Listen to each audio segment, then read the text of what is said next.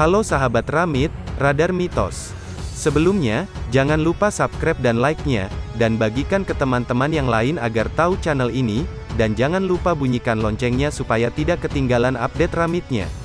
Ada beberapa fakta menarik tentang negara Rusia.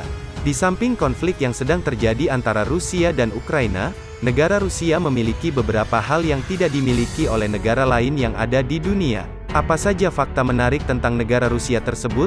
Simak penjelasan berikut ini. Pasukan Ukraina di Mariupol bertekad melanjutkan perlawanan kendati ada ultimatum dari Rusia untuk meletakkan senjata pada Minggu. Tanggal 17 April tahun 2022 di pelabuhan yang hancur.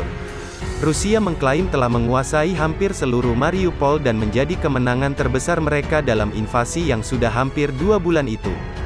Sejak invasi Rusia ke Ukraina pada tanggal 24 Februari tahun 2022, negara-negara barat terus memberikan sanksi. Lituania, salah satu negara Eropa Utara yang lantang memberikan sanksi terhadap Rusia. Lituania tak akan lagi impor gas dari Rusia. Keputusan lepas dari ketergantungan impor gas Rusia diumumkan pada Sabtu, tanggal 2 April tahun 2022. Mulai bulan ini dan seterusnya, tidak ada lagi gas Rusia di Lituania, kata Presiden Lituania Gitanas Nausėda. Ia menegaskan, jika Lituania bisa melakukannya, maka seluruh Eropa pun mampu melakukan hal yang sama. 7 fakta terbaru Perang Rusia dan Ukraina Part 4. Yang pertama, menolak pembayaran mata uang rubel. Kementerian Energi Lituania menjelaskan keputusan soal tak lagi impor gas dari Rusia merupakan bagian dari penolakan permintaan pembayaran mata uang rubel. Presiden Rusia Vladimir Putin pada Jumat, tanggal 1 April tahun 2022, mengumumkan tuntutan pembayaran menggunakan rubel atau negara yang membeli terancam diputus pasokan suplainya. Yang kedua, Lituania bersama negara Baltik lainnya kompak usir diplomat Rusia. Latvia, Estonia dan Lituania kompak mengusir 10 diplomat Rusia. Hal ini disampaikan Kementerian Luar Negeri ketiga negara Baltik itu pada Jumat. Sabtu tanggal 19 Maret tahun 2022, otoritas Lituania mengusir 4 diplomat. Adapun Latvia dan Estonia masing-masing mengusir 3 diplomat. Yang ketiga, Rusia menanggapi pengusiran terhadap diplomatnya. Lituania beralasan, pengusiran itu dilakukan sebagai bentuk solidaritas terhadap Ukraina. Pengusiran itu pun ditanggapi pihak Rusia. Semua pengusiran yang tak beralasan terhadap diplomat Rusia akan menemui jawaban yang tepat, kata juru bicara Kementerian Luar Negeri Rusia Maria Zakharova. Yang keempat, Lituania mendorong embargo minyak Rusia. Sejumlah diplomat mengatakan kepada Reuters, negara-negara Baltik, termasuk Lituania memang mendorong embargo sebagai langkah susulan akibat invasi ini.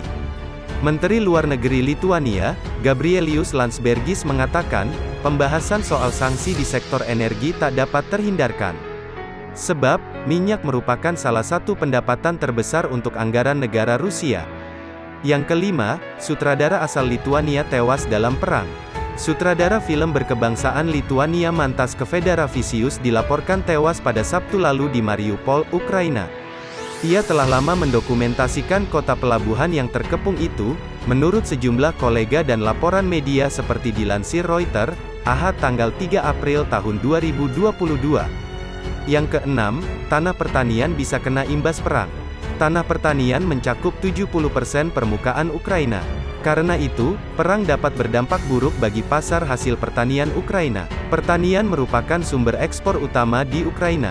Pertanian negara ini diantaranya menghasilkan jagung, gandum, barli, kacang-kacangan, buah, kentang, bunga matahari, dan rumput. Tanah pertanian Chernozem Ukraina dikenal subur dan unik karena mengandung persentase humus yang tinggi.